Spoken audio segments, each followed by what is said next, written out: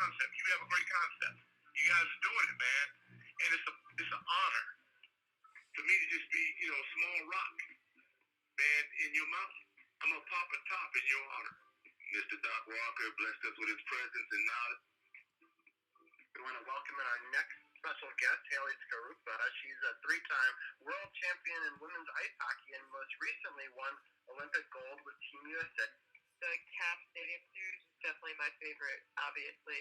I'm a huge Caps fan. I always have been. And to be there at that game with my teammates and for us to bring, our gold medals to there and share it with everyone in this area was really, really special for me. And just the support, and it's been tremendous from everyone in this area, and you can feel that there at that game.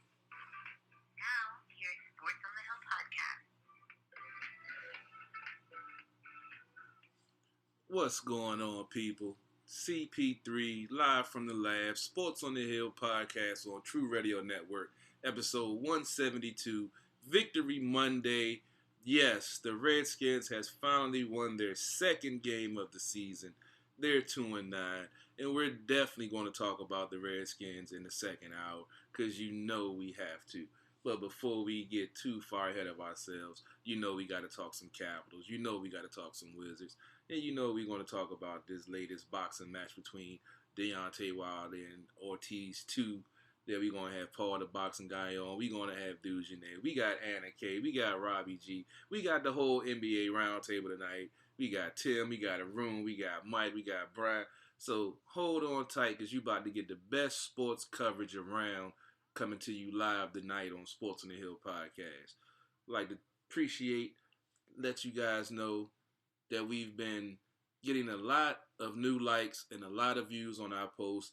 We see that you like what we're doing with our new format, with the new software, with the videos and everything we're doing. So we appreciate you guys sticking with us, riding with us. And I know we got some new listeners tonight, because I was trolling some clickbait posts yesterday, putting the link out there, letting folks know it's some real DC sports media out here, not this clickbait, not this anonymous source, not this no facts, all opinionated BS they put out there, because we don't do that here. And I'm going to let you guys know, I've already started drinking, so I don't know what might happen tonight. It's been a rough week for the kids, and it's just Monday, so buckle your seatbelts. I'm not sure what might happen tonight, but it's damn sure going to be a great show, because that's what we do here on Sports on the Hill podcast.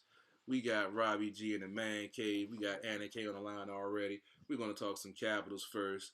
Going to get into some Wizards, and then we're going to talk some Redskins and boxing in the second hour. Robbie, how you doing tonight, good sir? I'm doing well. Can you hear me okay? Oh, yeah, you good to go. Yeah, I'm actually on my cell tonight, so it might be a different sound quality in the first hour. I'll be switching up in the second hour, so hopefully my sound quality is pretty good going forward. You sound pretty good too, Robbie. Sounds good. Yeah, no, I'm excited to be here. I know it's a big week for us, so there's a ton to talk about with the Capitals and the Rangers, and lots of cool stuff to talk about. So I am excited. It's been a bunch of up and down week for the Capitals, so we'll definitely break it down. There's definitely some moments that I like, some moments that are filled with a little bit of, I don't know, regret is not the right word, but there's been a couple of ups and downs for sure. Well, injuries play a part in that. We're definitely going to talk about the injuries. We're definitely going to talk about the situation that happened in last week's game that we were actually talking about live, and the ramifications of that. So we're going to get into that. Definitely talk about the Capitals, because they had a 1-2 week. We haven't seen that this season. They've been so hot that they haven't had any losing weeks. So, it feels kind of funny with them losing, and, you want to look at it like what's going on. But, I mean, they're still the number one team in the league and the number one in the Metro. So we can't, panic too much, you know what I'm saying? Yeah, for sure. No, I think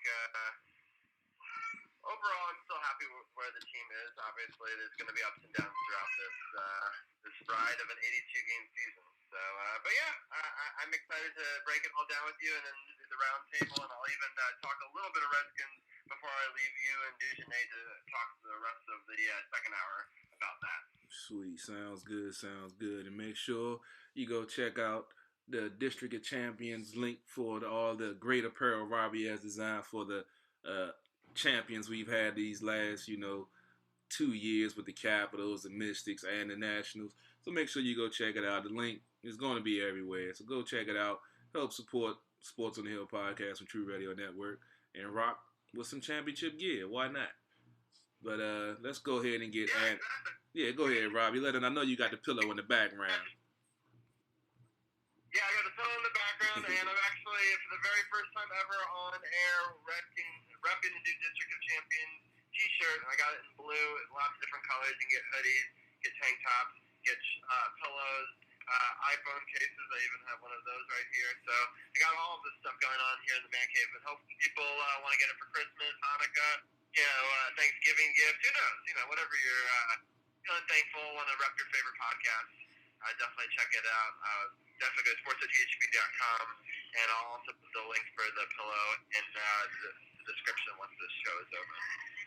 No doubt, no doubt. But let's go ahead and get into this Capitals talk because we got a lot to talk about, even though there was only 3 games. But there was a lot of stuff that happened last week, especially in that Anaheim game that we started broadcasting live about and got off the air in the middle of when the Caps were pretty much, manhandling them. And we had an altercation and some ungentlemanlike activities that went on that we're going to have to discuss. Anna, how are you doing tonight?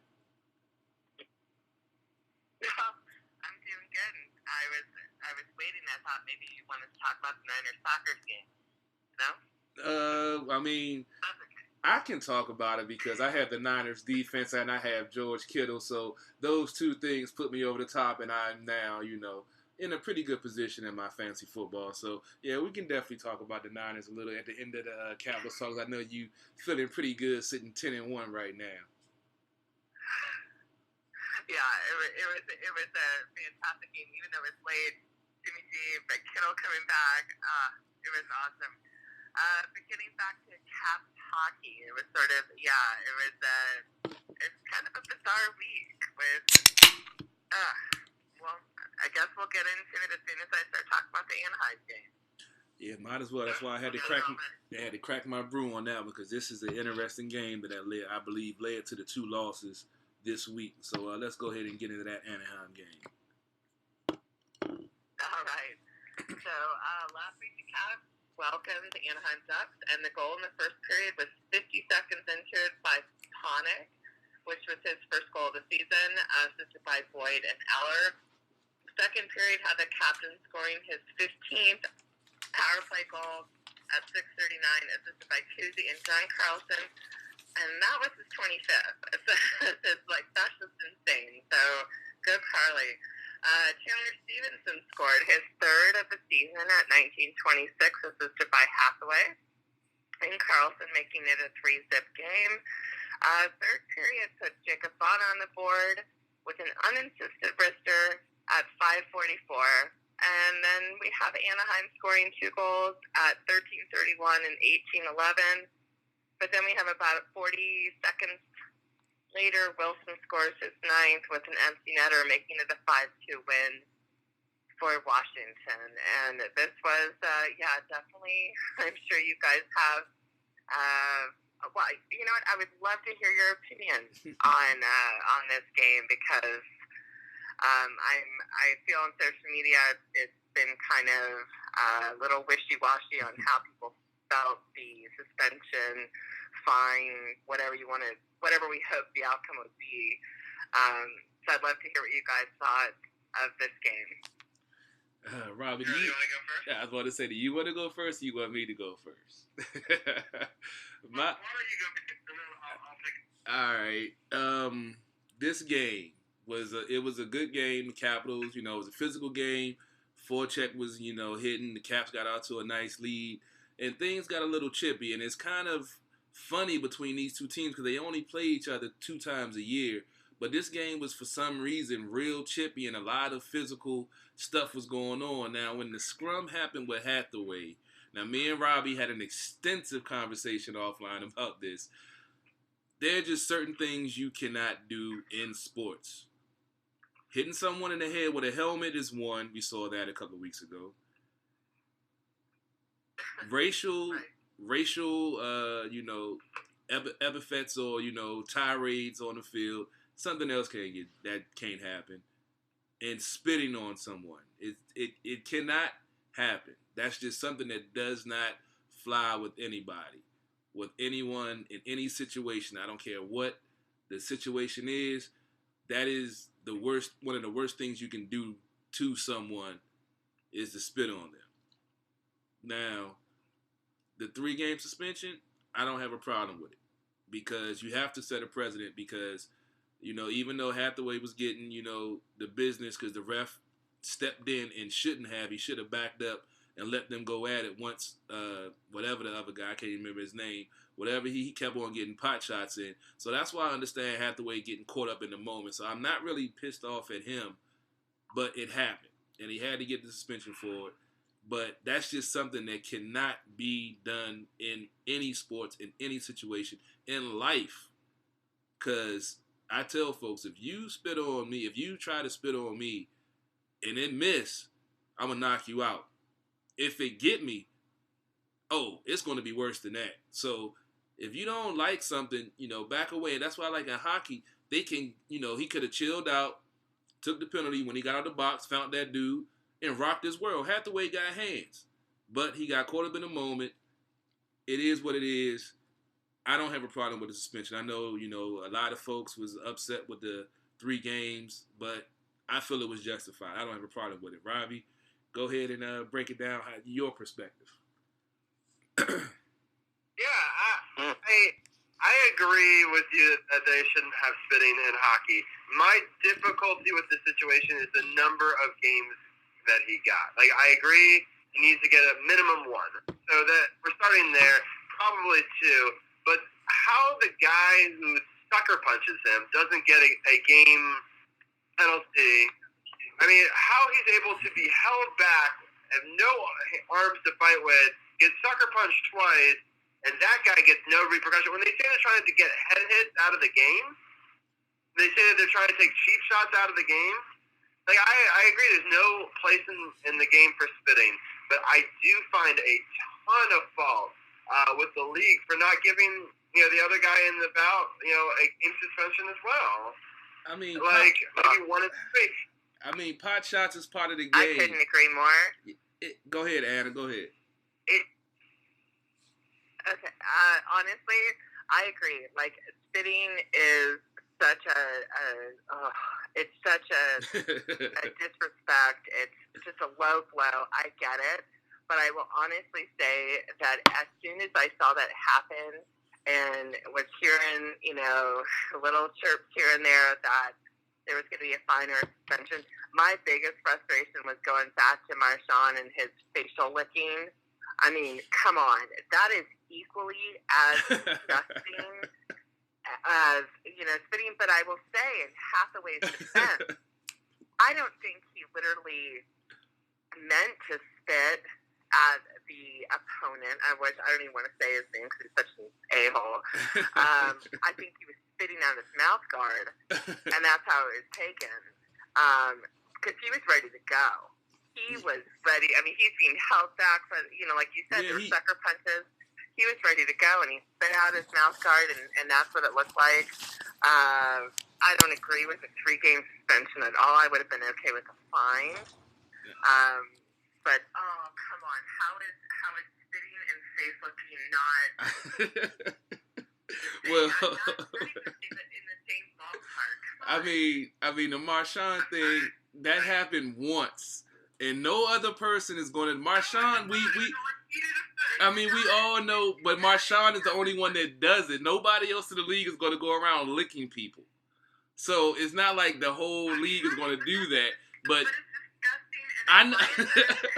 I agree. And you know how much I hate Brad Marchand too. But that's a totally separate incident because it's one player that no other player is going to go around style licking people. That's something that Brad Marchand does because he's a dickhead. But spitting, anybody can do that. But how many other players out there are spitting? Well, that's the key.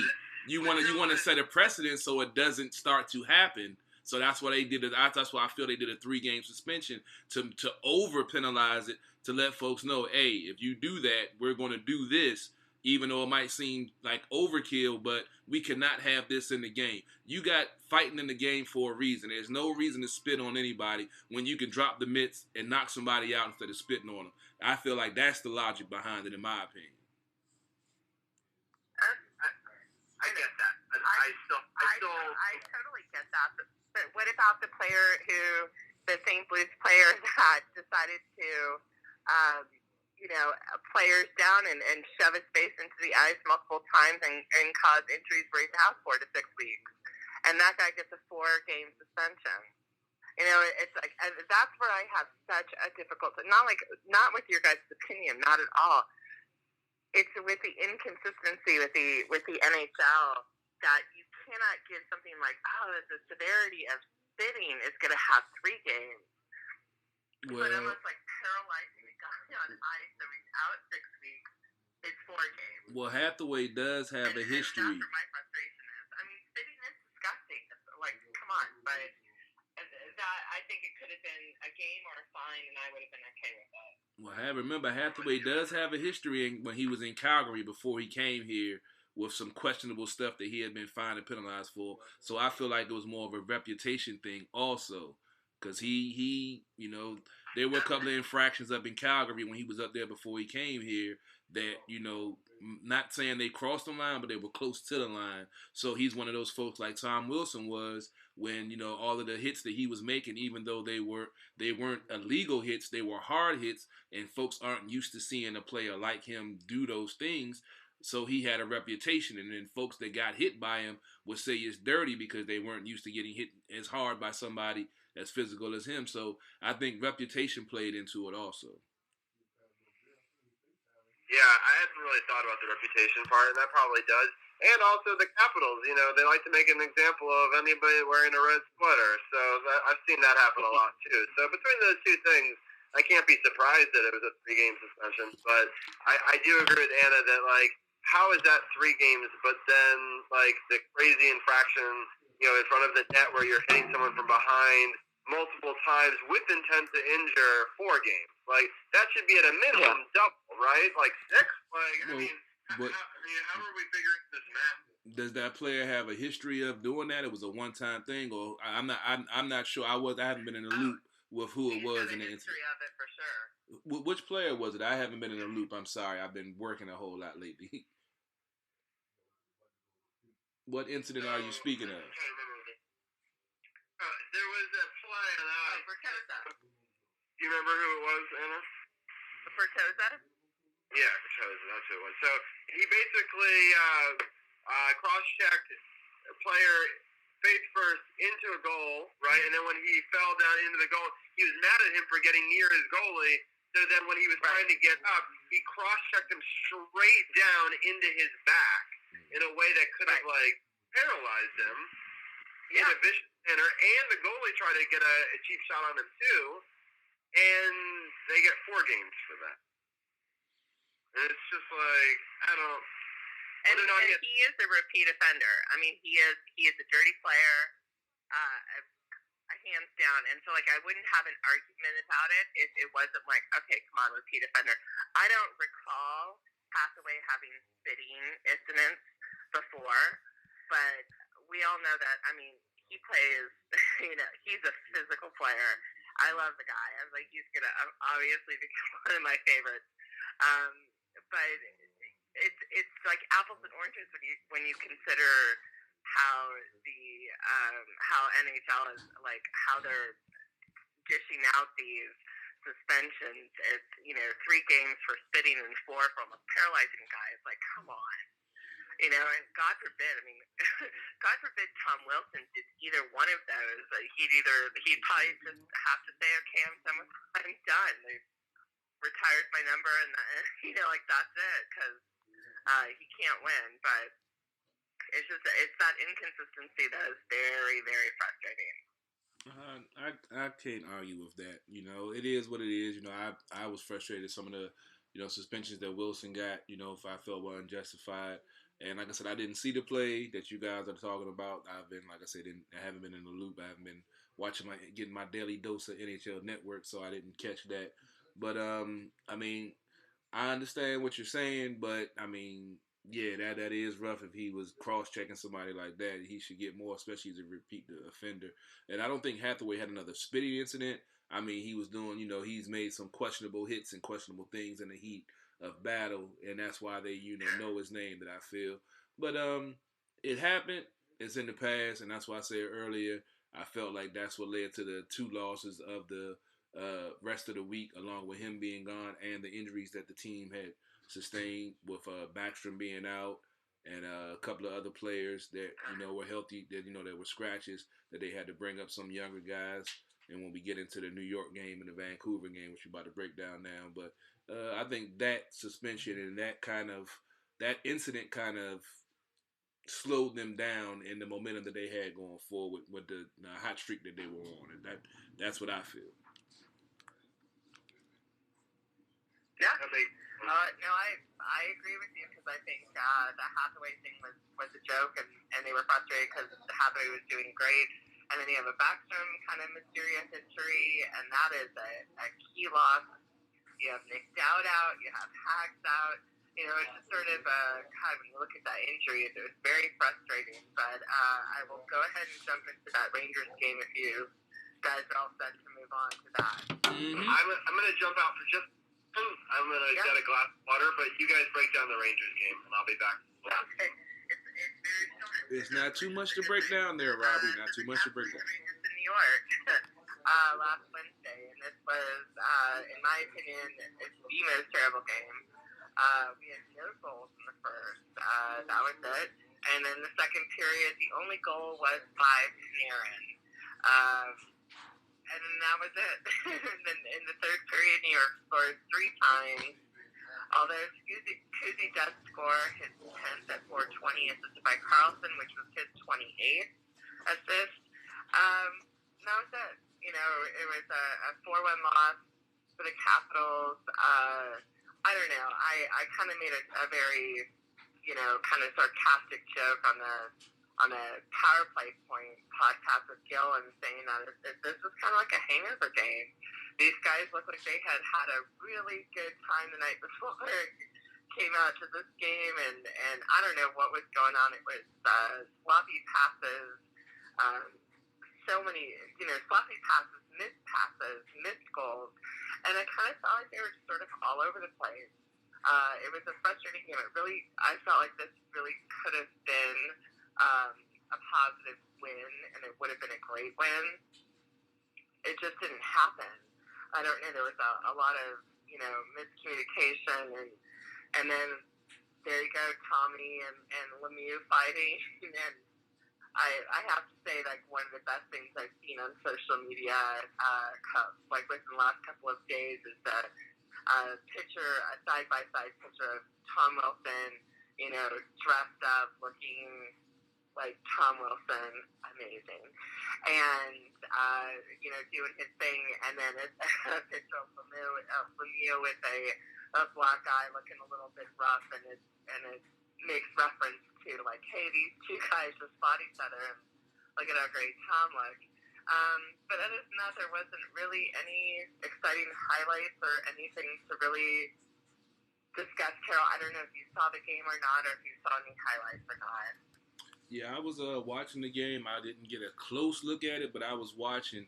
And one thing that caught my attention in that game, the Rangers were up 2-0, and they got a power play. I can't remember who it was, but it was a hooking, and it wasn't a real bad hook.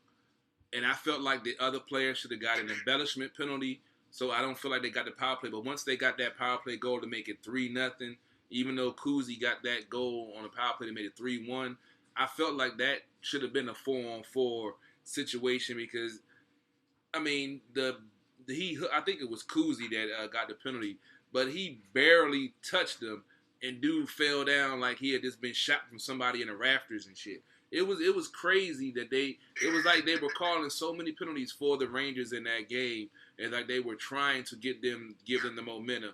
Because the Rangers have been struggling this year. I think they were 8-2 at that point, and the Caps were on the hot streak they won. I felt like they were overcompensating for the lack of talent on the Rangers, and along with the Capitals having healthy, scratches with Backey being out and a couple of other guys being out, that added to it. But I feel like that right there was when the momentum switched right there, because if they didn't have that power play, it went 4-on-4, and the Caps would have got a goal, made it 2-1. Then power play later on. That's a whole different ballgame. We've seen this team come back from 5-1. But I feel like with Nick, I seen this. Well, I feel like with Nicky being out and that second line center not being there, that kind of halted the momentum, especially on the power play, because I believe they had a numerous amount of power plays, but they couldn't capitalize. I felt like they were missing too many crucial pieces. But that game kind of rubbed me the wrong way in that second period with some of the way the referees were calling the penalties. But the Rangers, I'll give it to them. They played hard that game, and being the Capitals are number one in the league right now, and won the Stanley Cup 2 years ago, folks are still going to give them their best. So the Rangers, they were clicking. They had a good game. They beat them 4-1. I can't wait to see the next time that they play when everybody's healthy or everybody's in the lineup, and we can really show the Rangers what they are to the Capitals, which is just a peon. They shouldn't have got those 2 points last week. Exactly, and I think when I look through the stats and the scores and the plays, and you have Panarin as a constant name that's sticking out. Okay, well, you know what? He did his thing. He scored twice. He did what he's supposed to do. But it wasn't an excuse for the Capitals not to show up. I don't know what happened. It was a sloppy game, but it is interesting to see. When you're considering contact years and, especially with Backstrom, when he's out a couple of games, it has, it does have that little bit of effect on the team. And maybe that's, who knows? I don't even want to talk into the contract stuff, but he was definitely missed. I believe Hathaway was missed. But this was just a game that, and I will honestly say, come the third period, at the very beginning, I was like, not good. I'm going to go to bed. I don't feel good about this game. They don't look good. I had really always had faith that when they could come back, I was like, I'm watching this till the end. I don't care if it goes to a shootout. This one, I didn't really feel it. And obviously, the end result was a loss, but whatever. It happens. No doubt. I'm not sure. I'm watching also watching the Calgary. I wanted to chime in on that New York game or not. I'm watching. Yeah, well, no, I mean, the New York game, I have no. It's the other game and the shootout that I obviously want to talk a little bit about. Oh yeah. All right. Oh, yeah. That's no problem. So I'll just jump into the Vancouver game. Well, So we have Saturday matinee game. Welcome Vancouver to DC, and we have Rana getting his 11th goal at 2:22, assisted by Eller, and then Pettersson scores on a power play goal at 14 minutes to tie it up. And there were no goals in the second, and there were no goals in the third. And then after 14 shots in the shootout, unfortunately, Vancouver gets the goal, and we're out 2-1. But this was an incredible shootout, and I don't know, Robbie, I don't know how you guys felt about it, but when I watched this, I felt like the Capital players that I truly thought were going to seal the deal kind of disappointed that night. I was disappointed that night. Maybe they were tired, which rightfully so. But I was kind of hoping for more, and it didn't happen. So, of course, no one likes a loss in the shootout, but that's it. I mean, it was a hell of a game. It was Markov was he was stellar in goal. He was stopping everything. He was he stepped up to play the Capitals. He knew what was coming, and once again, they didn't have the full lineup, so you didn't have the same crisp offense like they normally do. But you got to get Markstrom, Markov. Markstrom, you got to give that man credit. He did his thing, and in the shootout, even with Oshie and Rana and all the guys, he stepped up. Sometimes you got to give the other team credit and say, hey, they played a good game. You remember when they went on the West Coast, Western Canada road trip, they went to shootout then. And Nicky Backstrom won in the shootout. Didn't have him this time, so unfortunately, it was only one goal in the shootout. So Hopi played a hell of a game. Markstrom played a hell of a game. It's just one of those games you got to say, Vancouver played a little bit tougher. Well, you can't even say they played a little bit tougher because it was 1-1 at the end of the game, and they just got a lucky bounce. Remember, they've actually went to a challenge, a video review on the Eller shootout goal because they thought that it went in, but it hit off the sidebar, clanked off the crossbar, and went out. So the Capitals thought they had the game won, but they went to review, and then the Vancouver guy came down and he beat Hopi clean. I mean, sometimes you got to give credit to the other team that they just played a better game that night. So here's my thought. I love the game, great game, and it was a hard-fought game for both teams. And maybe we stole a game in Vancouver we should have probably lost, and maybe this is just sort of karma that they get the extra point. And these two teams are pretty much deadlocked and dead even. I hated that this had to be decided in the shootout. It was very entertaining. Went to 7 rounds. I enjoyed the shootout, during the thing. But when Hopi loses the game after, having 6 rounds of stopping people and an incredible game where he only lets 1 goal in, I feel for the guy. And then the other thing is, I knew the second of the Eller goal when it didn't go in because I had celebrated. I had my family in here. I was high-fiving Zach and this, and we were all so excited. And when it came back, I said, the second this comes back, the momentum just shifted in this game, and we're going to lose this game. I had zero doubt in my mind at that point. It's just I've seen that story too many times where a surefire, what you thought was a sure goal, comes back, and then I just had no faith at that point, and that's sad because I was like, what an incredible game. I was so excited, and then when it came back, I was like, this is over. And that was what happened. And it was just disappointing because those are almost the games where I'd be okay with a tie. And I guess that, Carol, we had this debate last week, but, I thought both teams, both goalies, everybody played evenly. Let's say it goes past 6 rounds of the shootout. If it's still tied, maybe it's a tie. Maybe the team, No, you can't have a tie when there's a point differential in the game. In the NFL, you have the tie. That's why they have those rules in overtime. If the first person kicks a field goal, the other team can go back and kick a field goal to force, going back and forth. I get that. But that's just for, it's still going to be a win or a loss. In hockey, is a point involved. There's an extra point for getting that overtime win. So you have to have a deciding factor. And like we said offline, I love the shootout during the regular season and the fact that in the postseason it goes to sudden death overtime, that you play until somebody has, gets that goal to win the game. It can go 3 overtimes, it can go 4 overtimes. They're not going to stop playing until somebody wins it. I feel like with regular season, it makes sense because points are very crucial, going down the line, and the rank of wins and all of that stuff plays a key part in playoff positioning. So you have to have that deciding factor in the regular season to get you to the postseason where you get to that sudden death round.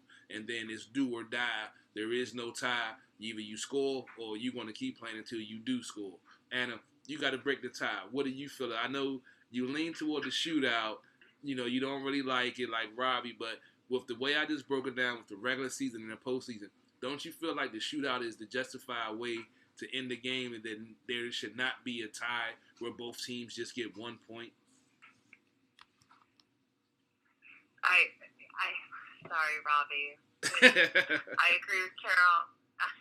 and I can say this, because Jill and I just had a big argument about it on our show.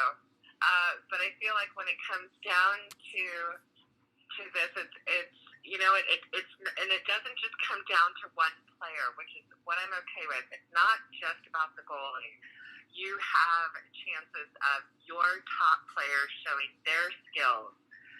So it's not just like all of a sudden it's just the captains go against each other, or however you have an opportunity for your top players and to really just do what they can do and show it. And that's why I'm okay with it, because it's not a common occurrence. The shootout, we're not, but although we're seeing it more with the Capitals than we care to this season, But I would say, like, my biggest frustration with the shootout last night, of all the players, and I thought, okay, Ron has got this, and okay, it didn't happen. I will tell you, I was the most disappointed in John Carlson.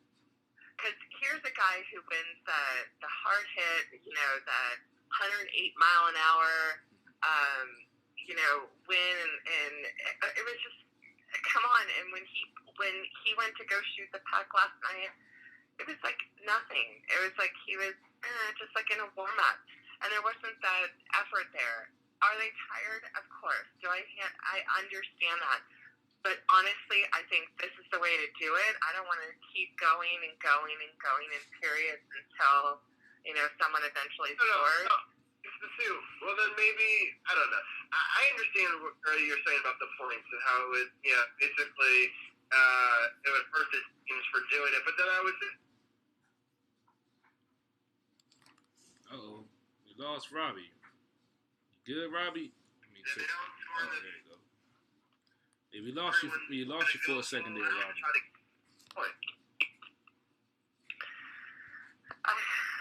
I don't know.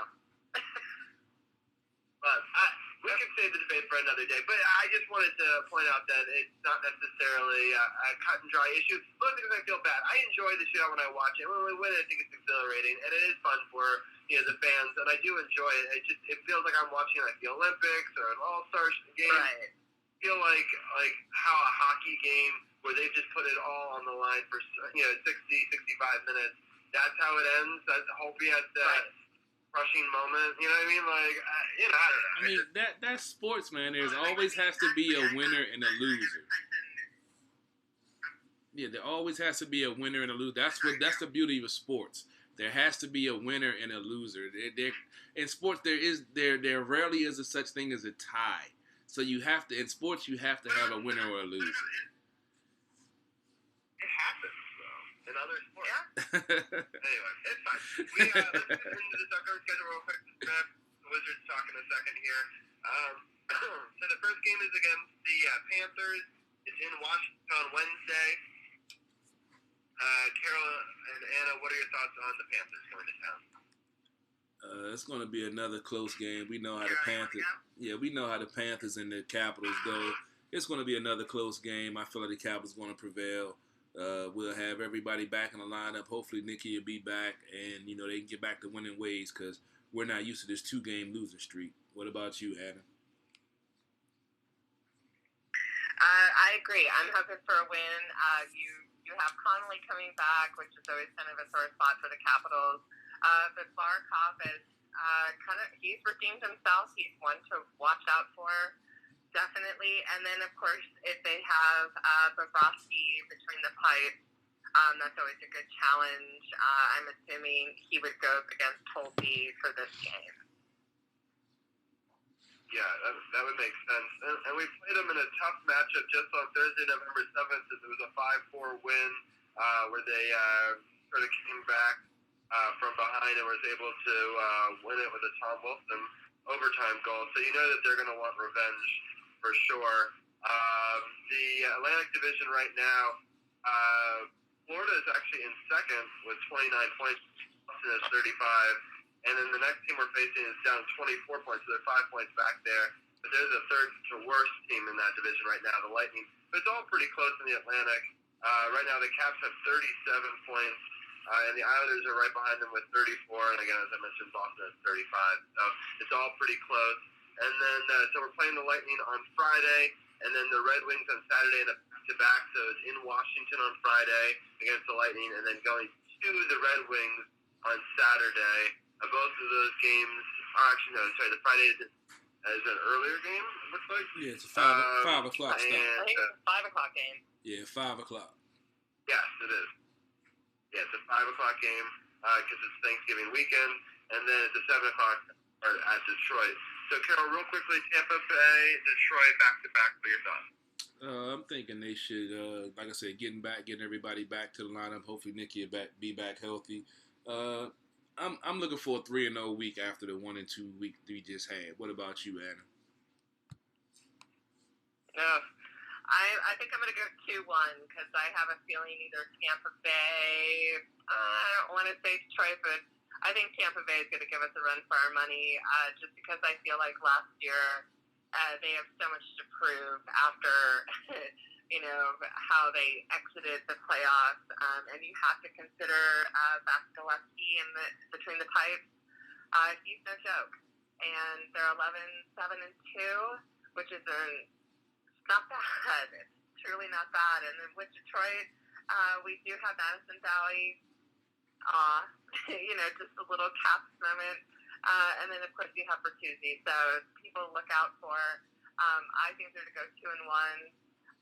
But I just really, really want to see Backstrom out in the lineup for sure. Yeah. The Red Wings are they've lost so many games in a row, and I hate teams that are like that because they're desperate. They're actually playing a Toronto team that has lost a lot of games in a row until they fired their coach. So I thought was an interesting move. Thinks that the coach is the problem there. But then they play Detroit has this huge 6-game losing streak. Then they have Toronto and then us. So it's going to be an interesting week for the Detroit Red Wings. So I mean, if they end up coming in with an 8-game losing streak, they're going to be real desperate for sure. So Absolutely. That's something to watch out for. Desperation on the road, that's never a good thing as a visiting team, but I think we have the capability to win all 3. I think we'll probably win 2. I think that's probably a pretty good look into what will happen. All right, well, that is the week that was and the week that will be. And so, Anna, thanks for coming on. SportsOTHP.com, click the Power Play Point podcast button. I know that their episode is already up from yesterday, so definitely check it out. I'll definitely check it out while I work tomorrow. And any final thoughts before we let you go? I just hope everybody, listeners, but especially you guys and your families, have a happy and healthy and safe, awesome Thanksgiving holiday. Yeah, are you going to stay local for it? I am. I had my mom in from California on Saturday, and my brother was here, so I cooked big feast, and it was nobody died, nobody had salmonella. It was so that's always a good thing. No food poisoning, so it was a absolute success. And so now I'm just looking forward to getting through tomorrow, last day of teaching, and then having this 5-day weekend. I'm right there with you. Also working for a school, looking forward to the 5-day weekend. I'm going to New York City for a family reunion, so that'll be definitely awesome. That sounds good. Well, have a great Thanksgiving, and we're thankful for you coming on our show every week, and we look forward to talking to you next week, recapping this interesting 3 games. Absolutely. Take care. Have a great and safe holiday. I'll talk to you guys soon. All right, Anna, have a good night. Appreciate it. Well, that was a great Caps Talk segment. We're going to switch gears real quickly. I've got a full Wizards roundtable here. Let me bring some of them on, and let's do it in this order. We're going to start off with DC People's Champ, and let me bring him on here. Ken, how are you doing tonight? I'm doing well, Mr. Rose. I'm doing well. The Wizards were able to take 2 out of 3 in this homestand. That's a beautiful thing. Indeed. Let me just bringing in all of our people, and I'm trying to figure out who is who. All right, we're going to bring in Brian Brennan next. How are you doing today, Brian?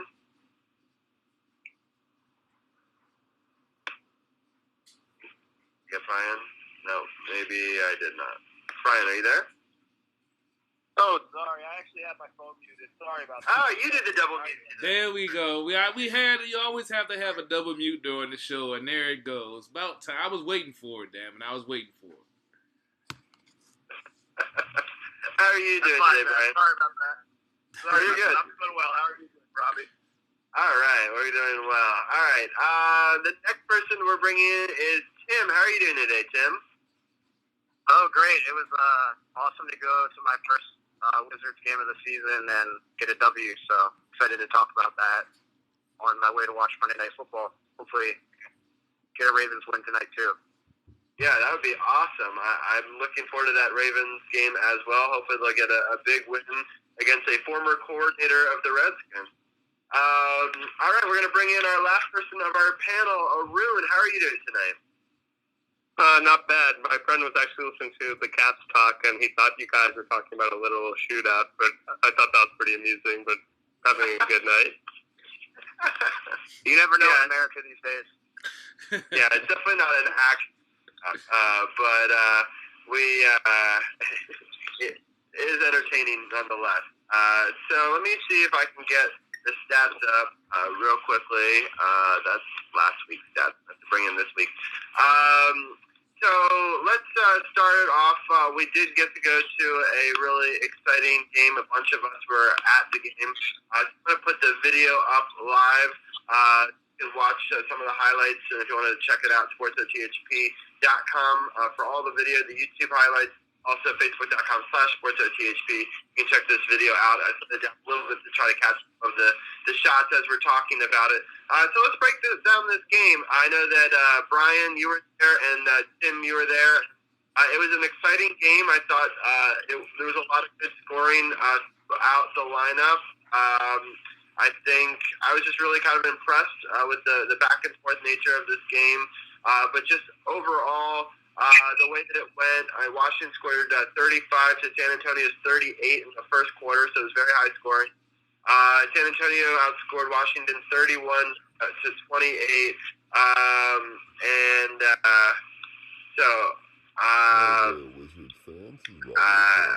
Sorry, the audio just went out. All right, so 31-28. And in the third quarter, it was really where Washington made a big move. They outscored San Antonio 38 to 29, and then they outscored them 37 to 34 in the fourth quarter. Bradley Beal had 33 points, including a perfect third quarter, I believe. And Rui Hachimura had 7 rebounds. He also put up a fair amount of points as well. So, yeah, just a really great game overall. The three-point shooting specifically was phenomenal. And that was what really kind of won them the game in a lot of ways. I mean, to shoot 60% from three is incredible. I haven't seen the Wizards ever do that. But, yeah, just overall, just a really great matchup. We're getting to the second half of the highlights in the video if you're watching on my Facebook Live.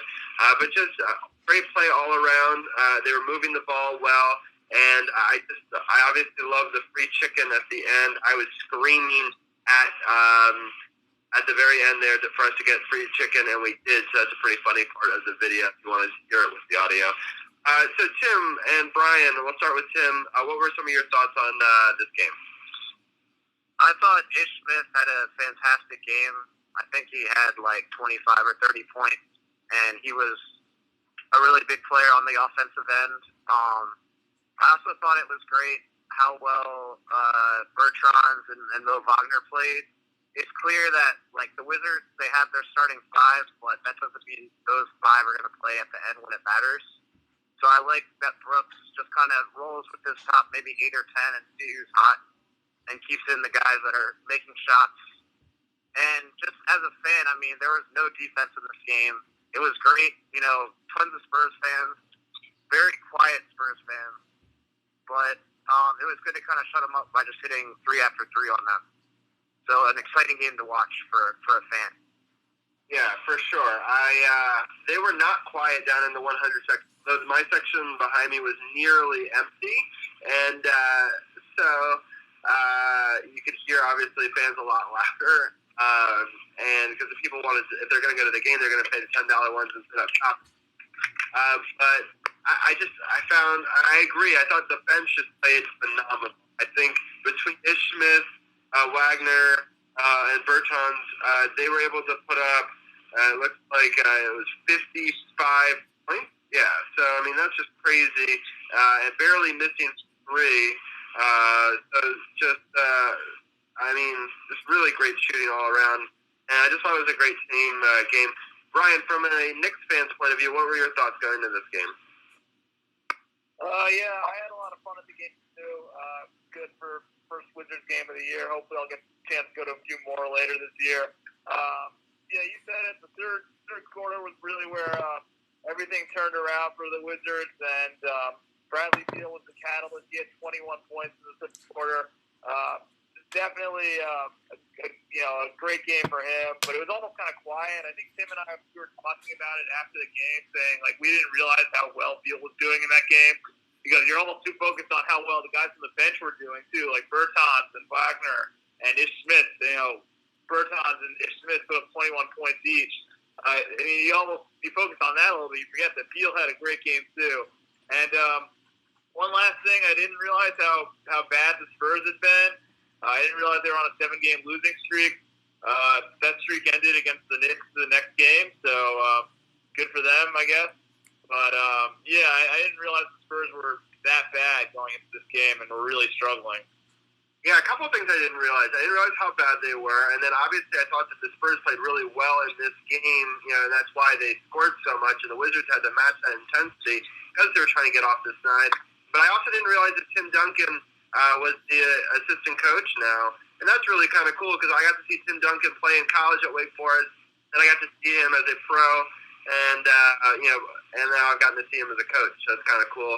And the footage right now, if they're watching my Facebook Live, you can see me meeting the mask, taking a picture with him after the game, and then we actually walk onto center court after the win, which is really cool. Also, just before that show that's getting the chicken, which I was super excited about. It's always fun to get free chicken. I know that, Brian, you actually took advantage of the free chicken. Yeah, I did. I went to Chick-fil-A in Columbia Heights, so shout out to Chick-fil-A in Columbia Heights for the free chicken on Thursday. Nice.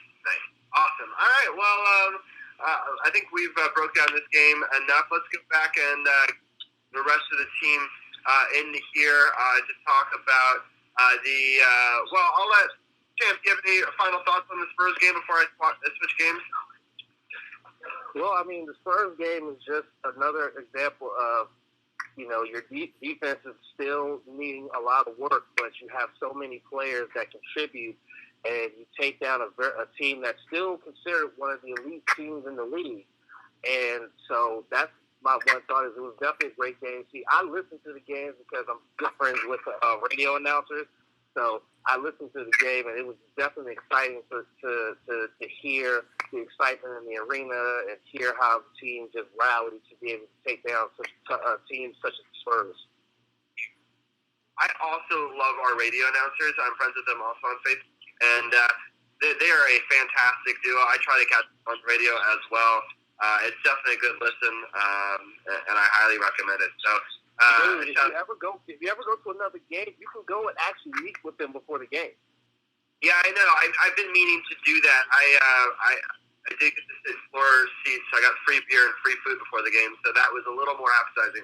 But I definitely, next time I don't sit in those, I'm gonna 100% go hang out with them. And I've talked to them about maybe coming on the show. They're just very busy guys. A lot of games that they're covering, and they also work for NBC and a bunch of other stuff. So, but we're trying to get them on the Sports on the Hill podcast sometime soon for sure. So, hopefully we'll have that before the end of the Wizards season. That'd be awesome. All right. Aurelia, any final thoughts on this game before we switch gears to the next game? Yeah, that's the first time that a team actually played zone defense versus the Wizards in 162 possessions. And after this game, Rui was shooting 4 of 20 from three-point range. Oh, wow. That's pretty amazing. So, all right. So let's get into the next game. I'm trying to pull up the stats for that on our live stats scoreboard right here. So the next game was against Charlotte. They started off with the Wizards being outscored the first by 134-33. Charlotte took a little bit more of a lead in the second, 34-29. Both teams scored 28 in the third. And the Wizards tried a furious comeback here. Were able to put 35 points on the board to the Hornets 22. They still the Wizards won this game. I'm sorry. They did the comeback did happen. I unfortunately didn't get to watch the fourth quarter. So that's what happened. So let's start with Champ. What happened? Were they able to overcome in the fourth? The defense, which has still been the weakest part of this team, stood up when it needed to the most, being down late in the fourth quarter They clamped down when they needed to. They got stingy. They allowed themselves to finally play some solid defense and erase a 13-point deficit. Bertrand played well off the bench. McCray played well, including making a couple of shots that sealed the win. Of course, Beal was a big leader out there, scoring 30 points and adding 12 assists. Thomas Bryant played well in the middle, getting a double-double. But it was one of those situations where your defense didn't play well most of the game, but when it needed to play extremely well, it did. And that's what was needed. And that's why they were able to come out victorious against this team. They played extremely physical down the stretch and allowed their offense to be able to go out there and score the points that they needed to be able to get the victory. They did give up a career-high 31 points to Miles Bridges, but it just wasn't enough. Arun, what were some of your thoughts on this game? It was the Wizards were down big, like 13 points in the fourth quarter, and I really thought McCray really had a good effort down the stretch. He really played good defense. They tried to guard him with Zeller, who's a big man for the Hornets, and he's a 7-footer. He couldn't keep up with him, and I think Beal had a big turnover off of a steal, and he threw the ball away, and immediately after McCray had a big steal to redeem Bradley Beal. It seemed like the last couple of games, the Wizards have gotten sloppy with leads in the final stretch of the game, and luckily it didn't come back to bite them in this one, even though. And then it was interesting that it was a game where I was the first time checking out Terry Rozier and playing with the Hornets, and he's not even the leading scoring point guard on the team. It's Devontae Graham has 19 points a game. He's kind of like the Kemba Walker replacement. So overall, it was interesting to see the Hornets, who going into this game would be a playoff team in the East, but the Wizards moved up to the 9th slot in the East. And if they keep playing this way, they could make the playoffs, but we'll see what happens. Yeah. All right. Tim, do you have any thoughts on this game? No, I just thought it was a great finish, like everybody said. I mean, I was watching with Mike and Brian part of it, and we also sort of gave up in the third quarter, but then checked our phones and watched the winning time. So, it's always good to not choke a game like that. Houston won early and pull one out that they shouldn't win, really. Yeah, for sure. All right. Brian, any final thoughts before we move on to the last game? No, just like everybody said, a good comeback win for the Wizards. Defense really stepped up late, and another 30-point game for Bradley Beal. Just I think overall a good win for the Wizards. For sure. All right, let's get into the last game. It's the Sacramento Kings one. So the Wizards outscored the first 27-24. The Kings made up that deficit and outscored them 33-30 in the second. The Kings continued that trend and outscored 33-28 in the third. And then the Kings were able to pad that a little bit more in the fourth, 23-21 for 113-106. But that doesn't tell the whole story. So, Champ, what were some of your thoughts on this game? Well, I caught this game late in the fourth quarter, but I went back and looked at it again, and Sacramento showed that defense is what is needed when you're playing against a team who has a second-ranked offense in the NBA, which is the Wizards. They held them to 49 points in the second half after giving up 57 in the first half. That is how you play defense. And unfortunately, the Wizards could not respond to that and hold off Sacramento. It was definitely a deflating loss, especially when you're coming off finally getting consecutive wins, and you're still at home. You're getting ready to go out to the West Coast for a 4-game West Coast swing. It was definitely a very disappointing loss, and hopefully that this does not derail them as they get ready to go out west. And what's going to be a tough West Coast swing. Yeah. Arun, any quick thoughts on this one? Yeah, overall, I guess Beal only had 20 points in this game, and he was pretty passive through the first 3 quarters. He only had 8 points, but 12 points in the fourth quarter. The bench had 48 points, which was nice, and 28 in the first half. I think Isaiah Thomas, I think he was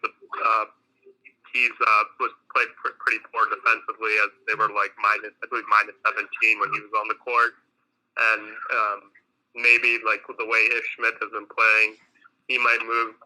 At least he might not start the games, but he's been the one that's been closing out games in the fourth quarter, and that might be the way to go until IT starts playing better defense.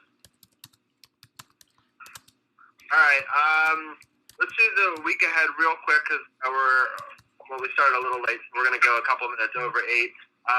So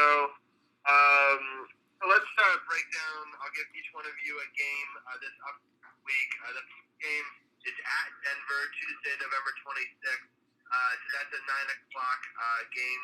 So I'll start with you, Champ. What are your thoughts on going to Denver?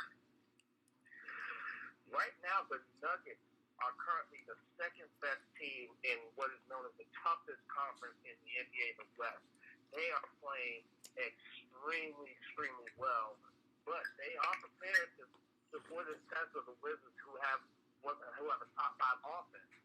So again, with the defense being the weakest part of this team, this defense is going to have to do like it did against Charlotte, and that's it needs to stand up to the test at the right time for them to win this game. And it's not going to be easy, especially given the fact that this is going to be the first of back-to-back in 2 different states on the West Coast. I'm very nervous about this one, but the Wizards may have a chance to do something. They may have a chance. Yeah. All right, let's get on to the Phoenix game. I'm going to give that to Arun. That one's on Wednesday, November 27th, so it's a back-to-back, so we play both tomorrow and on Wednesday, because the league doesn't play on Thanksgiving, is that right? Or there's only a certain couple of games? But I know that the Wizards rarely play on Thanksgiving. I think the NBA takes it off for the NFL, at least recently. Yeah, okay, that makes sense. That's what I thought. So Wednesday, November 27th at 6, it's a 9 o'clock start. Arun, what are your thoughts on the Phoenix Suns? It'll be a pretty good game, I think. The last time they played was, I believe, went to either overtime or double overtime, and the Wizards get to play Kelly Oubre again. He's actually doing pretty well. I believe he's averaging 18 points a game. I think the Wizards can win this game if Ricky Rubio is still out, because they're still starting.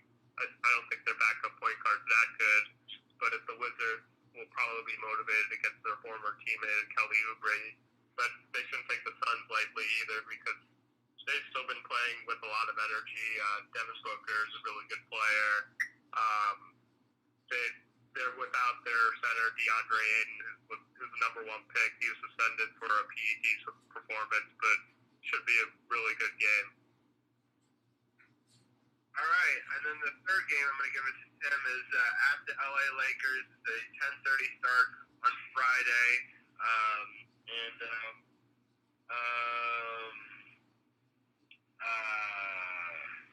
so what are your thoughts on the LA Lakers game?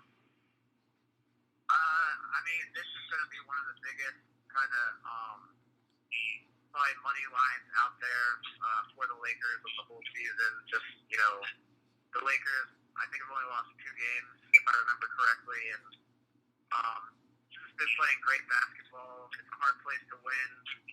The Wizards, haven't had the greatest start. So I would say if we could, as a Wizards fan, somehow pull out a win like this, it's arguably the best of the season. So, maybe they'll have the element of surprise. Maybe some of that tryptophan will hurt the Lakers early, and we'll get lucky. That's my one hope. Yeah. All right. Brian, with that week, the Denver, Phoenix, and Lakers, from an outside point of view, what are your thoughts on how you think the Wizards will do this? It's going to be a tough week, obviously. I think Denver is, like you guys said, the second best team in the West right now. They just have a loaded, I think there are a lot of guys on the Denver team that not necessarily a lot of people talk about, but they're stars. They're quiet stars. And that's going to be a tough game. Suns game, like you guys said, playing against old friend Kelly Oubre, who seems to have developed into a really nice player. I didn't know he was averaging 18 points a game. That's really good. So that's going to be a tough one, too. I think that one will be probably the closest of the three. And then the Lakers one, I don't know. I don't see any way if they win that one. The Lakers are on fire right now off this 14-2 start. LeBron and AD are just clicking on all cylinders. The whole roster's on fire right now. So I just don't see the Wizards winning that game. Got it. All right. Well, thank you guys. As always, it's been a fun roundtable. I'm going to let everyone say their goodbyes. I'm going to start with Tim. I'm going to say good luck to your Ravens and have any thoughts before we let you go. No, I just hope everybody has a great holiday and congrats to the Skins fans on having his first win and first healthy win. I think he'll probably have many more. At least that was an optimistic ending, and you can kind of use that to build off of it. Sounds good. Well, thank you as always, and I'm thankful for you being on the show. And we've known each other for 20 years, kind of crazy. Feeling old. Yeah. Have a great Thanksgiving, and we'll talk to you next week. Yeah, thanks. Have a good one. Bye. All right. So next person I want to let go is Brian. I hope that you have a good Thanksgiving. I really appreciate you actually watching Fantasy for me while I'm away. And any final thoughts? No problem at all, Robbie. I'm looking forward to hanging out with Ginny and Neville for a few days. And happy Thanksgiving to everybody. I'm thankful for all of you. Thankful for the Yankees as well, as always. So with that being said, have a good night, everybody. I'll talk to you next week. Sounds good. All right, Arun. We've been friends also for a very long time, and I'm thankful for that. And I hope that you have a good Thanksgiving. And final thoughts on any of the stuff we talked about or anything else? No, it's just happy Thanksgiving and happy holidays, everyone. Safe travels. It was good for the Redskins to get their first win with Dwayne Haskins. I'd give him a B- instead of a D+ for last week, and definitely better than RG3, I guess, for this week. And hopefully the Ravens win for 10's sake. And again, happy holidays and thanks for having me on. Yeah, of course. I hope that you have a great holiday, and we'll talk to you next week. All right, and the final person, our roundtable, DC People's Camp Ken. You did a earlier in the week show, so people missed that one. I know you previewed it. It was a Wednesday show last week, I think, instead of Hertz House. And I know, were you able to get some predictions correct on your show? Well, we'll talk about that this Friday on No Spots. We're going to do a full recap of Survivor Series weekend. Takeover Survivor Series were both very solid shows. Takeover a lot better. So we're going to do all of that and go through the weekend review on this Friday. And one other thing is we forgot to talk about the Clippers game. We play the Clippers on Sundays, and that makes 3 out of the 4 teams on this West Coast road trip are the top 3 in the West. So that's why I said this is going to be a tough road stretch for the Wiz Kids. But that's all I got to say. See you Friday. Yeah, thank you for mentioning that. I didn't actually see that on the schedule because I only looked at in November. I forgot that Sunday is December, so that was my bad. But that's a good call. The Clippers game will be tough. I appreciate you bringing that up. Sorry for that oversight. But we'll talk about all 4 of those games next week on Sports on the Hill podcast with the Wizards Roundtable. And thank you as always, and I hope that people definitely check the No Spots podcast. The TruRadio Network link is on SportsOTHP.com as well. You click it, click the TruRadio Network logo, and it's got all of our shows from Hertz House, the Kataros Cafe, the No Spots podcast, SportsOTHP, and more. So thanks as always for joining us, Ken, and we'll talk to you next week. Yeah, we are in XT. All right. Carol, I'm going to just give my quick 2 cents real quick, and then I'll let you go to your music break. But I just want to congratulate the Redskins real fast before I get out of here. on the big victory. I know that you guys will talk about the big selfie situation, but I think it's a non-issue, so I will be on that side of the argument, whatever you guys decide. And I'm happy we got a win, even if it hurts our draft stock, only because I think that we need Dwayne Haskins to get a big victory that he can sort of hang his hat on and start to build some confidence for the future. I only see us winning one more game down the line. That's the Giants game. Hopefully we'll win, I don't know if we should win more than that, but that's a debate that we can have some other day. But I'm thankful for you, Carol, as always, and thank you to Janae. And so it's going to be, I'm excited that you guys break it down after the music breaks, but I hope that you have a great rest of your show. And I'm going to end my Facebook Live feed right there.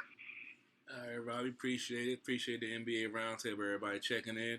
I was sitting back getting things ready for the Redskins talk. We got a lot to talk about. Unfortunately, Paul, the boxing guy, won't be on.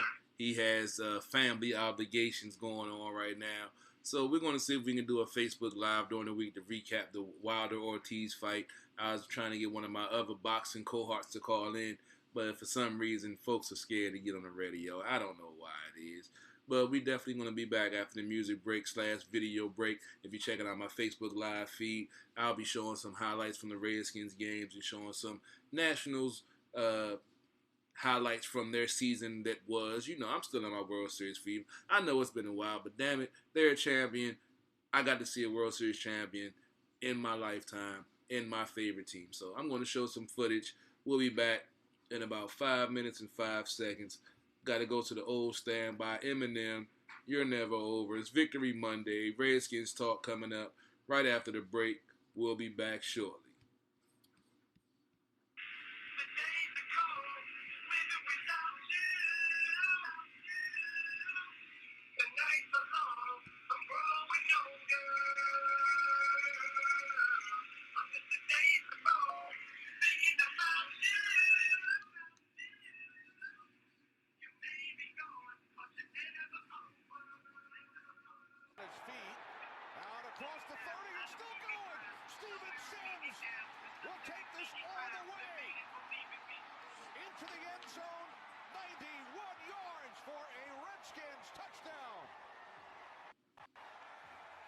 Well, he had the dynamic kickoff return to start the game, but how about this one?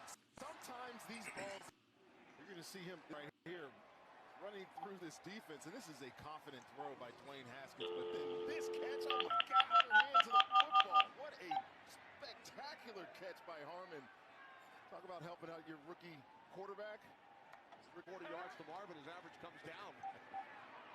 And now Driscoll is going deep. It is picked off by Fabian Moreau.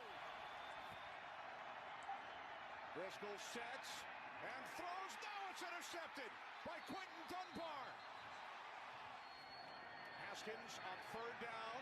He throws and it's caught by Terry McLaurin at the Detroit 21-yard line. 17.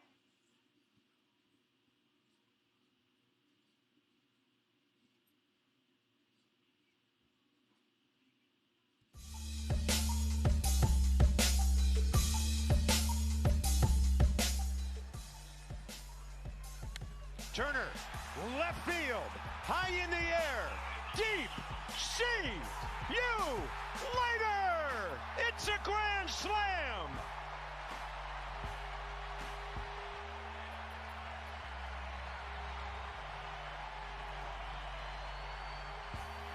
Except for playoff team. Yeah, nice moves, Paul Menhart. Aaron Barrett, how great does this have to feel for the Bear right now? Daniel Hudson's so great closing out games. Alex, get in the line. Let's go. What are you doing?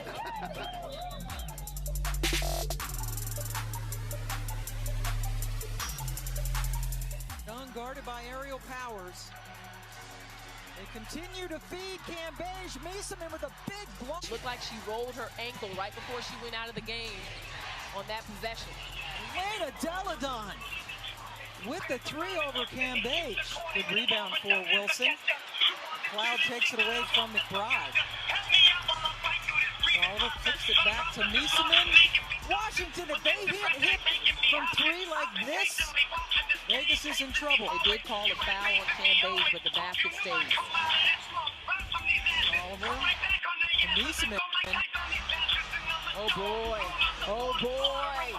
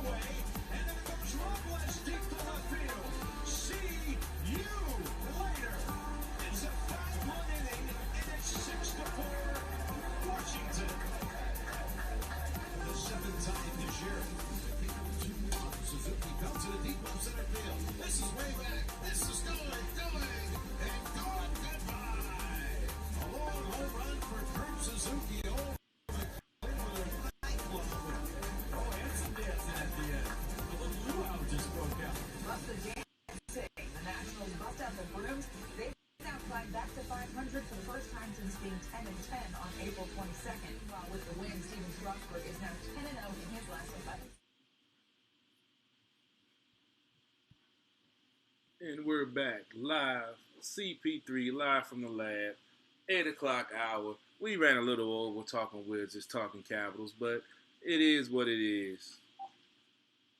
Oh, I had myself muted. So we had two double mutes this afternoon, this evening. Welcome back, CP3 live from the lab. We're about to talk some Redskins talk. We had ran a little over with the Wizards talk and the Capitals talk, but we're back live. If you check out the Facebook Live feed, you see some of the stats coming up. Before I bring Dujanay in, I'm going to go ahead and give my 2 cents on this game because me and him haven't really talked offline. He didn't get a really chance to watch it. So I'm going to just give my synopsis of this game, and then we're going to talk about all of this manufactured outrage about the selfie scene around the world that everyone, and going back to Joe Theismann and social media experts on, that's flipping burgers and dropping fries that swear they know more football than the guys that's doing it, that's criticizing this young kid that had an exciting game at home, ended a 9-game losing streak for the Redskins at home, and he got caught up in the moment. It was a one-time thing. It's never going to happen again. It didn't cost the team anything, but yet and still, after the game that they played yesterday to earn their second victory of the season, we still have to talk about it because certain members of the DC sports media decided to put out some clickbait and put out information saying that he was taking selfies during the game and all of this other stuff. And B. Mitch, I love him. I've been trying to get him on our show for a minute now, but he chimed out and he clapped back at Joe Theismann. If you checked out my page, you saw the tweet, you saw the post, but give a quick synopsis of this game.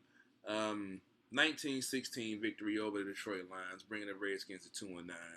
They're still going to have a top 5 draft pick for all the fans that's complaining about getting the win and losing draft position. They're going to be top 5 no matter what. They have 2 wins. There's only one winless team in the league, and that's Cincinnati.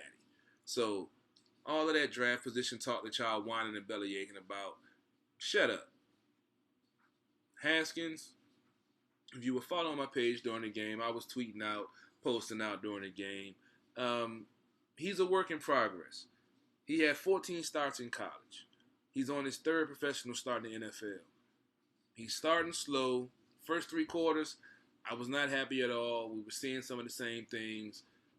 Bad mechanics, bad footwork, taking too long to read the plays, bad decision making. The game is still too fast for him. He's still developing, which I'm not mad at.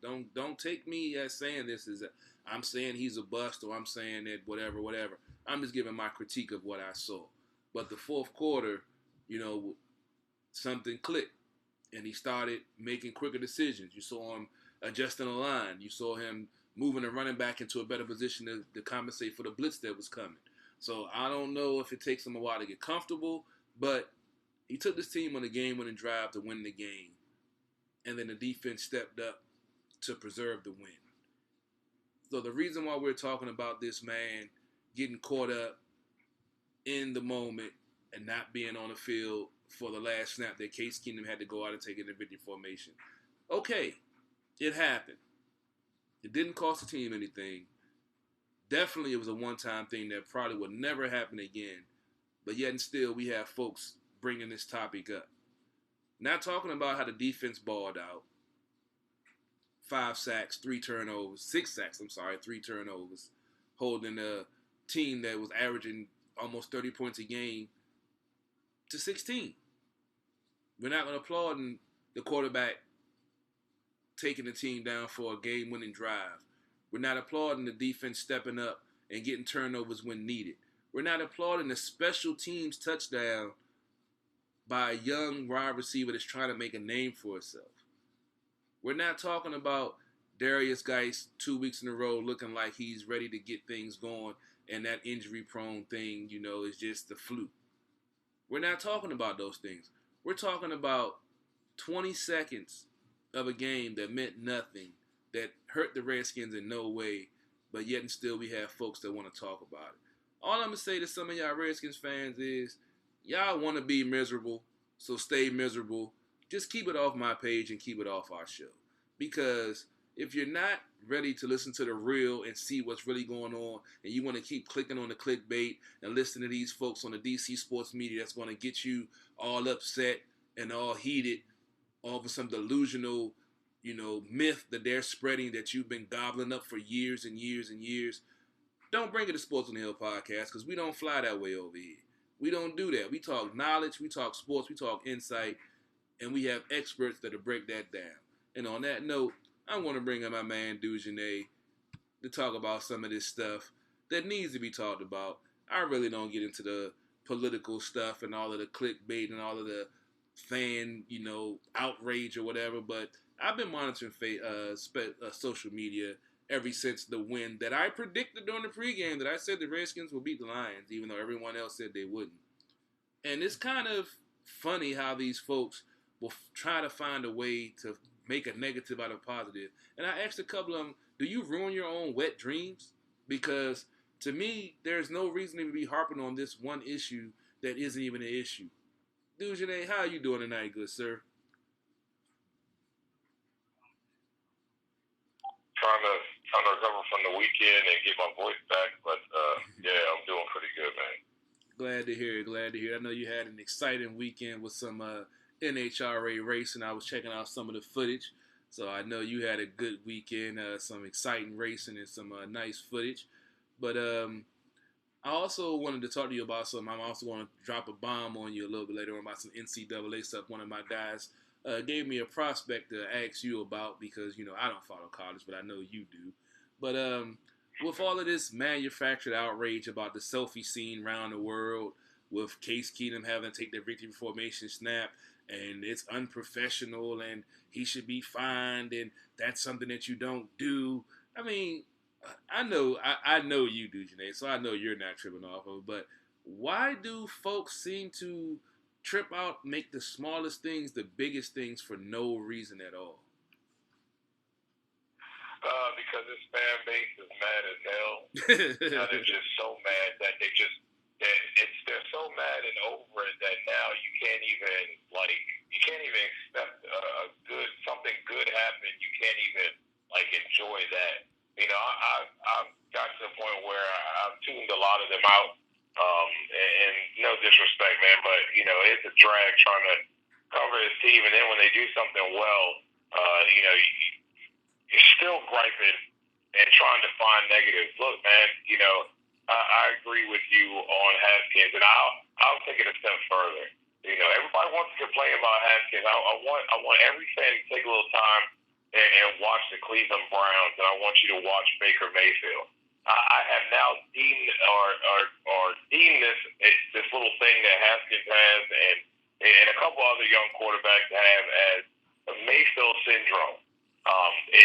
For Baker Mayfield at the beginning of the year, you can see, he is amped up, and I mean, at times, way too amped up. And you see it in his whole entire demeanor out on the field. And I noticed that with Haskins as well. And I saw a couple of people tweet the fact, that, somebody calm him down. And that's the thing. These guys are so amped up and they want to do well. They're so hungry. You can see it in their drop back. You can see it in their demeanor in the pocket. It just seems like they're all jacked up on Mountain Dew. And they're not comfortable and, really just out there going through it and looks fluid and comfortable. It looks like everything is rushed and almost in fast-forward mode for them. And everybody else in normal speed, and they're in breakneck speed. And you get those erratic throws. Now, I will say, we talked about this the week before, that, he's got some footwork issues to work with. Well, at times when the pocket breaks down and he's making moves, have to reset yourself so that you can make an accurate throw.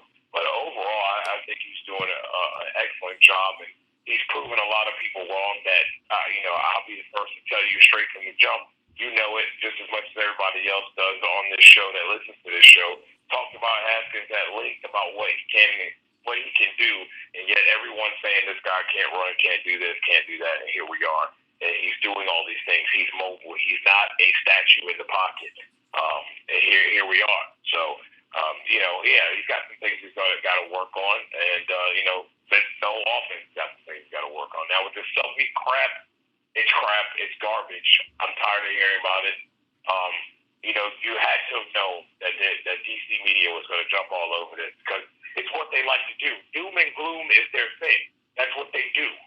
And I'm not saying it's everyone, because I know there's good people in the building over there. I don't necessarily agree with everything that they put out. There's some good people that are in the media building over there, but this is what they do. This is Redskins media. Is what they love to do is preach doom and gloom.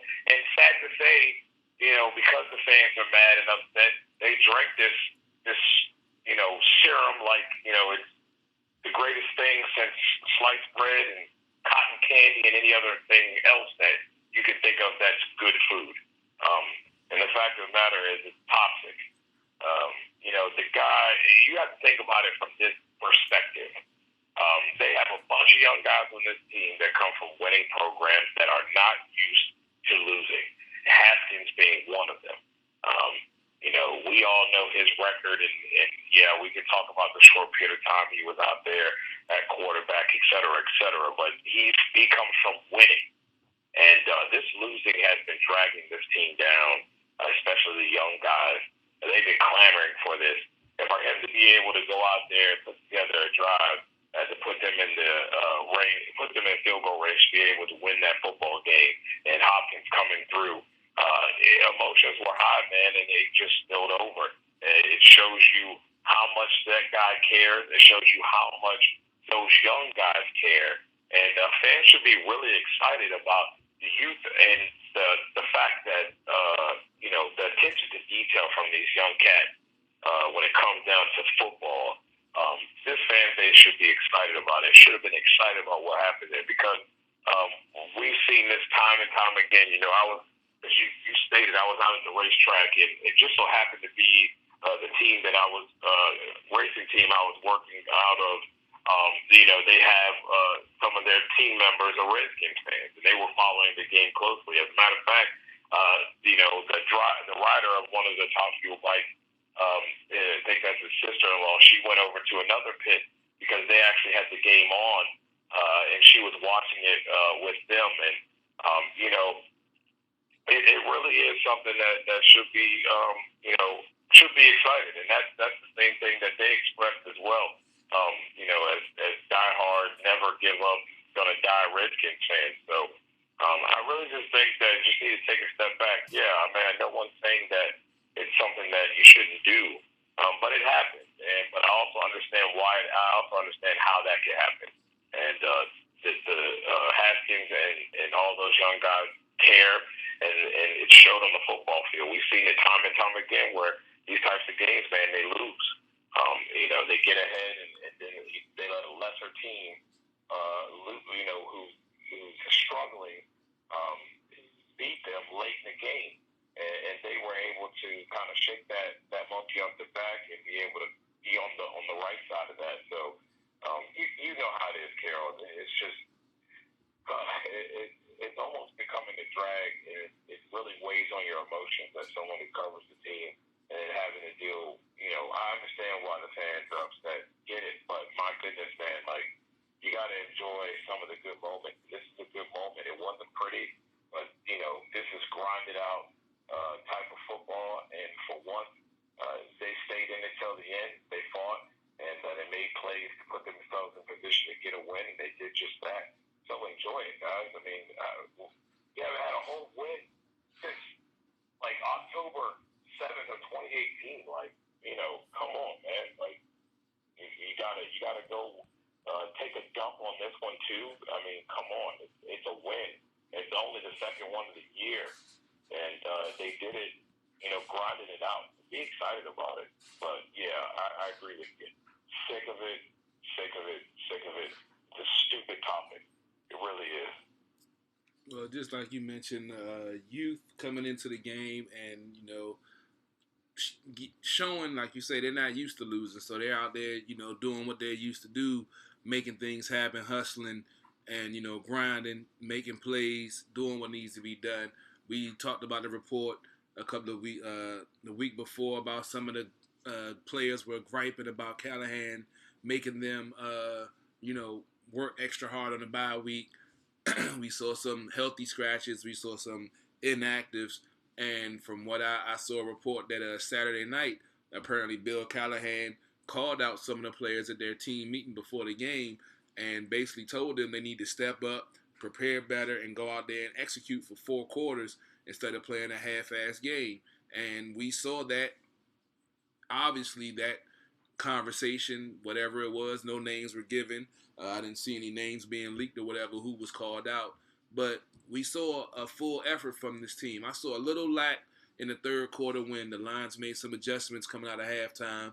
I'm not even going to say a lack, but they made adjustments, and the Redskins took them a little while to get acclimated to what was going on. They were able to tie the game up and even take the lead. But the fact that the defense stepped up, got 6 sacks, 3 turnovers, and got an interception at two interceptions at 2 crucial parts of the game. One to get the game winning drive, and the last one by Moreau, his second of the game, to end the game, to end the threat of them trying to tie it or win the game. So, I mean, the fact that they're even talking about, what coulda, woulda, shoulda, yada, yada, yada, just shows how miserable they are. It just shows that they're in it for the negativity of what's going on, and they're not even really talking about what's going on with this team and this franchise. So it's just good to see a victory. Think about this, Carol. Uh-huh. Just think about this. Everybody makes an excuse now, and I've heard other media people say, well, it was Jeff Driscoll, and, they're injured in this and that. But haven't they gotten lit up by the same type of Jeff Driscoll or Driscoll-type quarterback out here? I mean, we have to look at the whole body of work. You just sit here and you pick away at a win, but they've been lit up by these same type of teams. I mean, they were lit up by these same type of teams this year. They almost got beat by the Dolphins. Let's call it what it is. If they don't make a dumb call down there and go for 2 and kick the extra point, they're going to win that game, man. They're going to win that game in overtime. So, they've been murdered and embarrassed by lesser teams and by teams just like this. And although it was ugly, they managed to be on the right side of this and be able to win a game like this, and because they were playing well down the stretch, something they haven't done in a long time. So, I mean, there's two sides to the coin, man, and you can choose to be a Debbie Downer, or you can choose to look at the bigger picture. And trying to make it more than what it is. But the facts are the facts. I mean, they've been beat by teams just like this that should have been ripe for the taking, and they come in and make them look like those teams should be in the Super Bowl.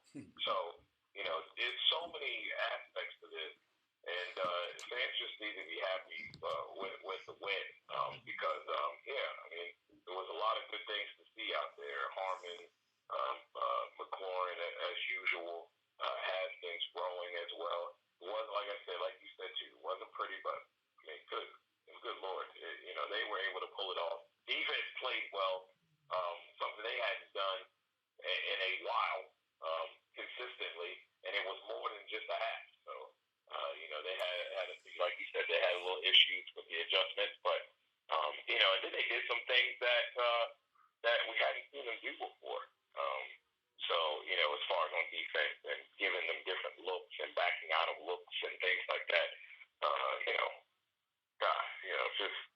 just accept the win for what it is. So, it was really nice to see the young guys be excited because, believe it or not, they take it really hard when they lose, and they have been. Haskins is the one that really takes this hard when they lose, and he feels like he's the problem when it is a collective group, but he puts it on his back, and it was nice to see them get a victory. It was nice to see Haskins get his first win, and maybe this is something they can build off of, and at least if they don't win any more games, at least it will look more respectable as they will continue to fight down the stretch.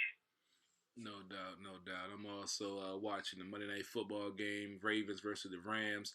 Ravens 8-2, Rams 6-4. Ravens are up 7-0. They're moving the ball right now. 1st and 10. Mark Ingram is having his way with the Rams defense. They just crossed the 50-yard line, and they're looking pretty good right now.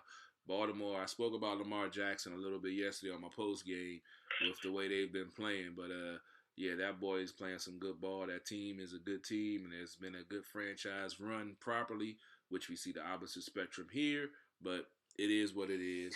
Let's get back to the positive. Like I said, it's Victory Monday. Anybody got any questions, comments, you can call in on the True Radio Network hotline, 347-884-9299. It's about 8:35. We got another 15, 20 minutes into the show left for the show, so we're going to talk a little bit more. I'm going to talk about the special teams touchdown by Steven Sims.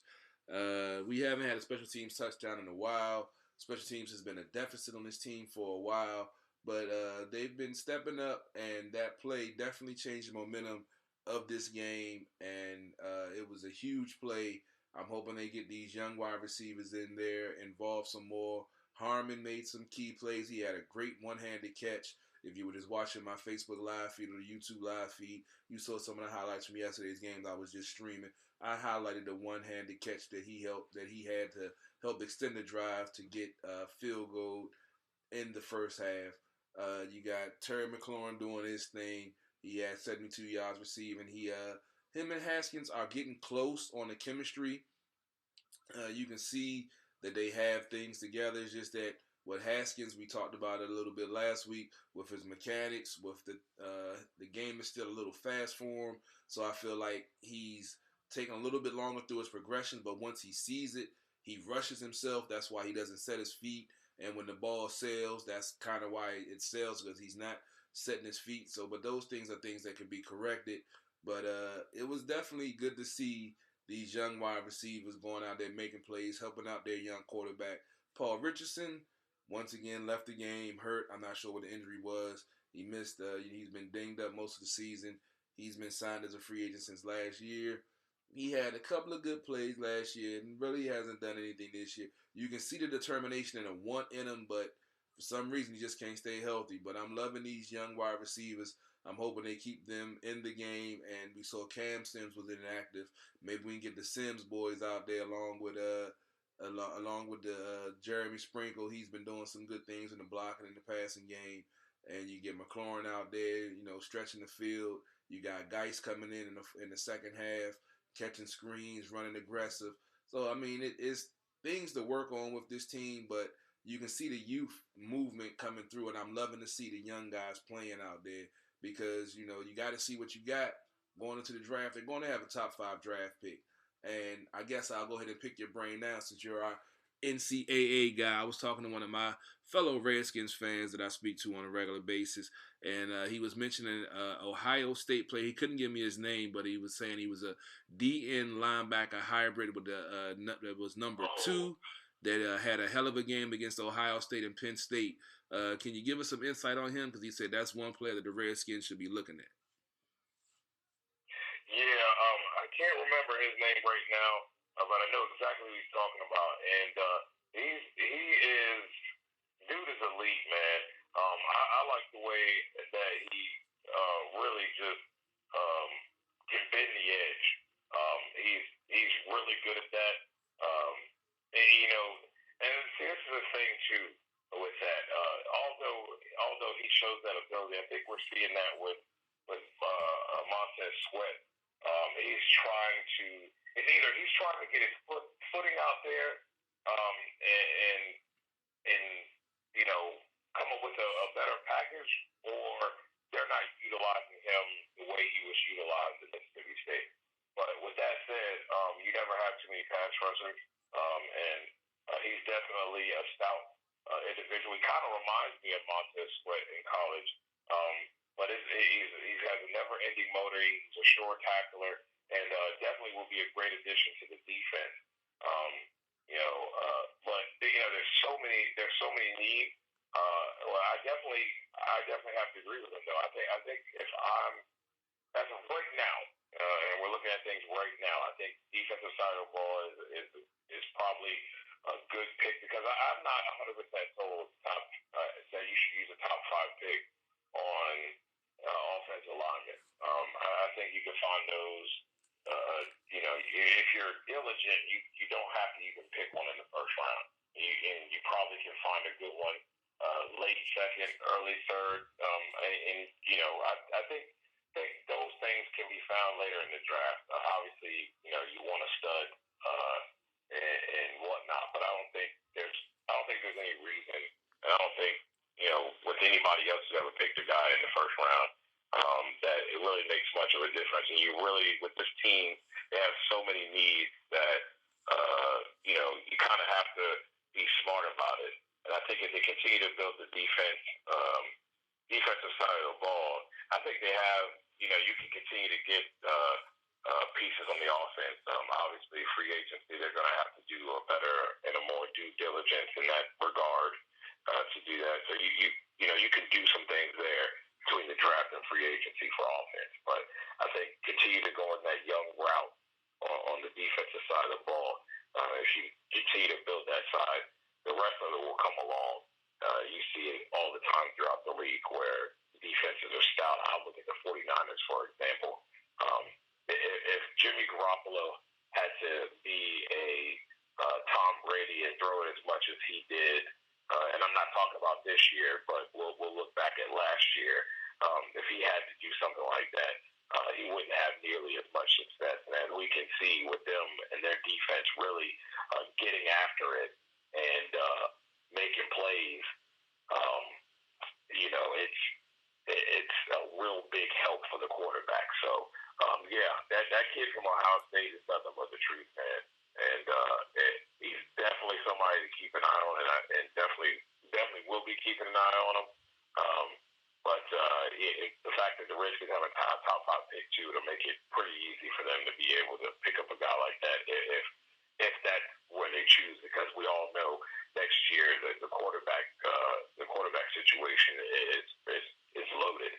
So that's going to be interesting to see. So I think the Redskins will have pretty much the pick of the litter when it comes down to specialized players or defensively or offensively.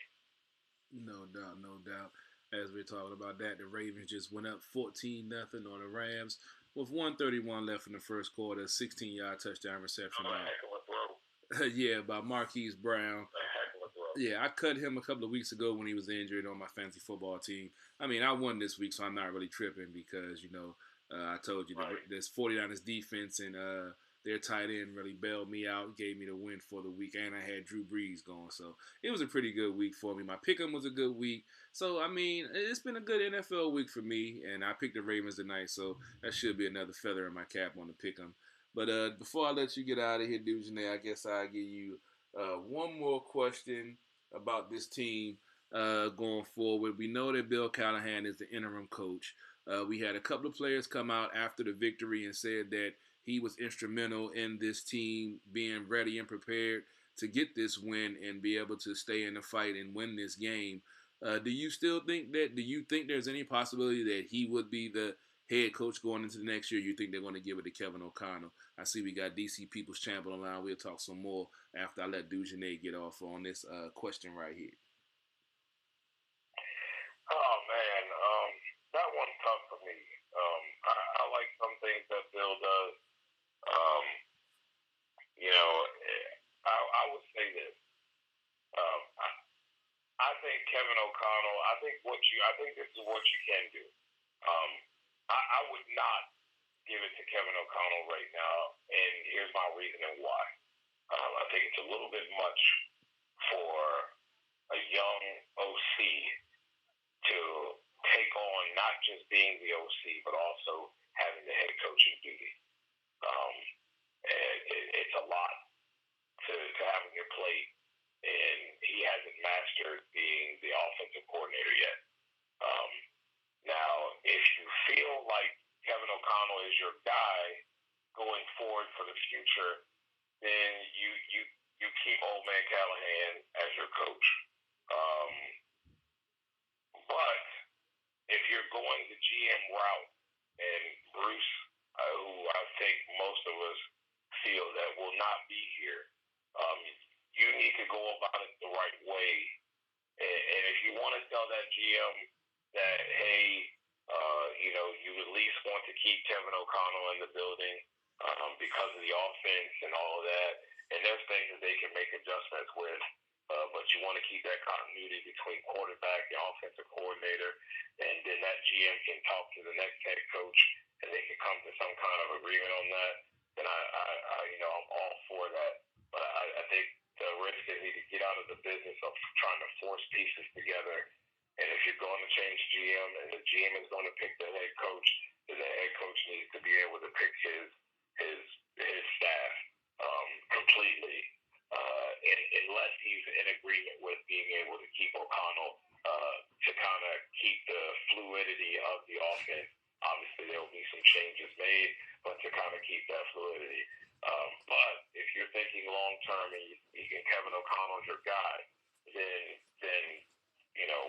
I guess you have to see if that's going to be something that the GM is going to be okay with keeping, Callahan as the head coach. Obviously, there's other parts of the staff that needs to be disbanded, and there needs to be new pieces brought in. But that is a very good question, Carol, and it really is a tough one because you want to have that continuity from top to bottom, and you and I always talk about this, that it shouldn't be anybody else's decision but the general manager of making the decision of who the coaches are, and then that coach, and along with that general manager, can make those decisions on the staff. And I think too often they've force-fed some people in this building on other coaches, and we've seen how that's worked out. So now I think there's a time that things need to be done differently, totally differently, way off the beaten path than what they've been used to over the years. So, that's just my thoughts on it. It's a two-part thing. I wouldn't be mad if Callahan was the coach. I don't know if that today, as of today, I don't know if that's the right move. And I'll close it with this. Reason being, you come out of the bye week, okay, and you put on that performance. Everybody murdered Jay Gruden for that. And here we are. Another interim coach, new coach, but same old garbage. And y'all practiced the whole entire time during the bye week. And that's what you put out there. Now you want to blame that on veterans who are out there half, that could be a possibility.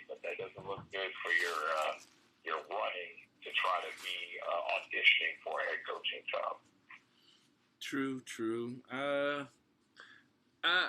I say we look at the rest of the games for the rest of the season. If he keeps the youth movement going and they play more inspired and put up performances like they did on Sunday, I'm willing to chalk it up to some of the veterans. I could see some of those guys that got used to Jay's lackadaisical practices and 6 years of complacency to get upset when an old school coach puts his foot up their ass and tell them to go out there and do some real work. So I say let's wait till the end of the year, see what the finished product is. Not saying the wins or losses, but the product on the field. If we see what we saw yesterday, fight, continuing to fight deep in the fourth quarter, better conditioning because the defense, stood up. We've seen many weeks that the running game for the other team wears down the defense and, it's just run the clock out, get a field goal, and the Redskins out of reach. So, I mean, let's just wait and see. But, I've been riding for Bill Callahan for the last 2-3 years. I wouldn't mind him getting another year full head coaching and then bring O'Connell in after he gets a full year under his belt of calling plays and gets his feet wet in the NFL. So I really don't have a problem with that. But let the folks know where they can find you at before we bring on DC People Champ before we get out of here tonight. Well, everything's on SportsTalk.com, and you can find the podcast there. But the podcast, the breakdown with DJ Bland on all, podcasting networks where you can, listen to podcasts. And not Bland 21 on everything. So we really appreciate it. And again, thank you so much, Carol, for having me on. No problem, bro. No problem. You can always check out his articles on SportsOTHP.com. He has his own tab on our website where you can check out his articles and all the stuff he got going out too. Robbie just updated it today, so everything should be up to date and ready to rock and roll. So, Dujanet, I appreciate you taking the time. I'll let you get back to the NHRA, NFL, NCAA, and everything else you cover. Appreciate you taking the time, man, and I'll holler at you later on. All right, brother. Thank you so much. All right. And we already had DC People's Champ on for the NBA Roundtable. We're going to get him on for the last snippet of the show tonight to give his take on this Redskins Victory Monday with the selfie heard around the world. DC People's Champ, how you doing tonight, good sir? I heard you have a good breakdown during the Wizards talk. What you got to talk about with these Redskins, bro? CP3! Woo! Let me tell you this. The Redskins defense did what they should have been doing this entire season. They went out there, they played defense, 6 sacks, 3 turnovers. But like you said at the beginning of this segment, ain't nobody talking about that. Ain't nobody talking about how the defense went out there and played defense. Ain't nobody out there talking about that. They talking about the selfie. Selfie!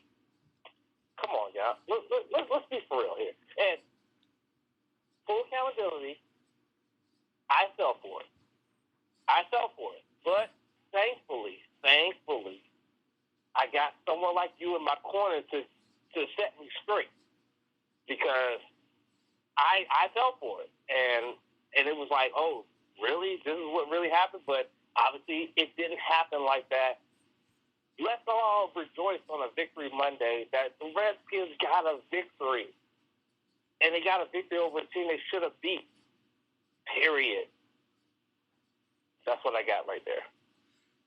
No doubt. It was good to see, the team come together, not fold, not let the other team, have their will with them. They had a young quarterback. He was running his own read. He was, he's a big dude. The dude was like 6'5", 240. So he had good speed. He was an athletic dude. And, normally the Redskins have trouble with quarterbacks like that, especially a young quarterback. We know their records against rookie quarterbacks. So it was definitely good to see the defense find a way to contain him. He had a decent game, but he forced 3 turnovers, 2 interceptions. You get 6 sacks, the special teams touchdown. Haskins matured in that fourth quarter. He still sailed the ball a little high, but like we talked about with Dujanet, the mechanics, those are things that can get worked on and get critiqued. And I'm going to go there.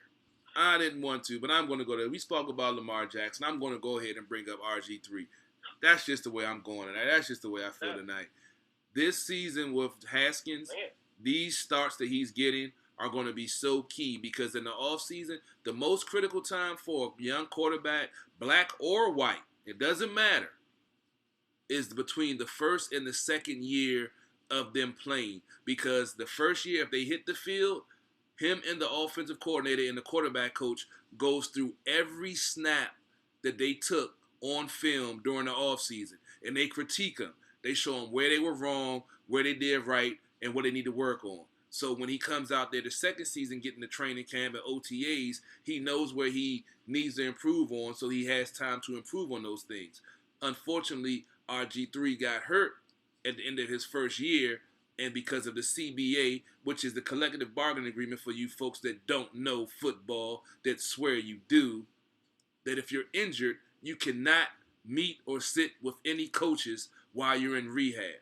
So everyone that called RG3 a bust and said all of this negative stuff, even though he's riding in Baltimore right now, he's riding the bench, but Lamar Jackson playing so well, he's getting garbage time. For all of you folks that said all of the negative stuff about him, the reason why he did not develop the way we wanted him to is because that injury at the end of his first year. Now, you've seen Lamar Jackson step up and play MVP type ball after he got a chance in the offseason to critique his first season. And now he's playing ball like he's pitch and catch. So all those folks that saying Dwayne Haskins is a bust and he's a wasted draft pick and he shouldn't be out there, eat a bag of baby dicks. I'm going to get that. I've been saying that for a while. I normally don't go that route on the show tonight, but I had one of my other folks say the same thing. So I said, you know what? Normally I don't even want to say that. I'm going to bring out one of my old sayings. All of you haters, all of you folks that want to call Haskins a bust, all of you folks that's on this negative selfie BS crap, eat a bag of baby dicks. It's Victory Monday. The team is 2-9. They had a young quarterback leading young core players on a game-winning drive and to start at home that ended a 9-game losing streak at home. If your biggest issue is because he took a selfie and wasn't out there for the last snap, eat a bag of baby dicks. And I'm done. DC People Champ, let them know again where they can find you at Friday night before we get out of here. Oh, yeah. You can find me right here on the TruRadio Network for No Spot Podcast. Like I said during the Wizards Roundtable, we will be talking about Survivor Series weekend that just passed, which was amazing. And we'll be talking about the week that was in wrestling, including NWA Power, which I'm going to be very interested to watch given the fact of what happened with Jim Cornette this past week with the wild and controversial comment he made during the episode that was not edited when it was first uploaded and had to be taken down and edited and then re-uploaded, and then Jim Cornette had to resign from the NWA because of it. So this Friday night, TruRadio Network, No Spot Podcast, myself, the Sith Lord in the basement, and Johnny Wrestling from the Wrestling Ranch in West Virginia. We're going to bring you all of that this Friday. No doubt, no doubt. I hope you guys tune in. Check out the Wrestling Talk because it's quality. I haven't been able to chance to keep up myself. I was watching a little bit, but I turned the football game on watching Baltimore run roughshod over the Rams so far. But 90 seconds. And that's the alert right there. Yeah. DC's People Champ, I appreciate you taking the time. I'm going to watch Raw on DVR tomorrow so that way I can skip all the commercials and check it out and everything like that. Because, the fallout from pay-per-views usually are either really good or really bad. So you'll hear about it this Friday. No doubt, no doubt. Well, appreciate you taking the time, bro. I'm going to let you get out of here, and we about to get out of here, too. Yeah, have a good night, and I'll holler at you later on, bro. 60 seconds. Salute, my G. Olive. All right, we out. CP3, live from the lab. Go check out the website, SportsOTHP.com. Check out the YouTube live feed. It's up now. I'm about to shut it down. I'm in here watching the Monday Night Football, watching some hockey. I ain't going to flip for some Monday Night Raw. So y'all make sure y'all check us out. SportsOTHP, TruRadio Network, DC Sports Weather Politics, and we out.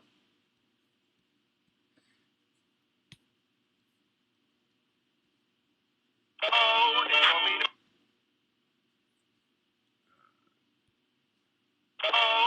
me to fall from the top. They want Already.